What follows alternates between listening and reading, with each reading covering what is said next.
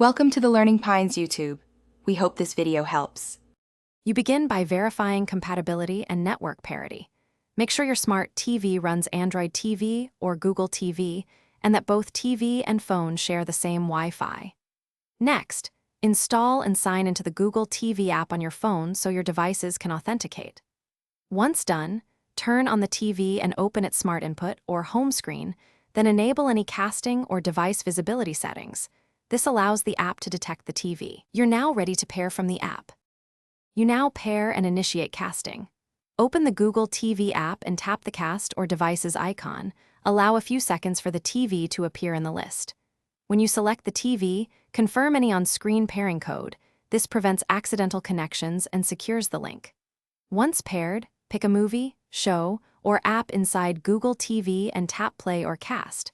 Make sure to adjust volume and playback controls from your phone. This gives you seamless control without needing the TV remote. To finish, rely on your phone for navigation, subtitle selection, and audio output choices. This smooths the viewing experience and avoids remote confusion. When you're done, stop casting by tapping the cast icon and selecting disconnect or simply closing the app. Pairing remains available for next time. If something goes wrong, try the single most effective fix.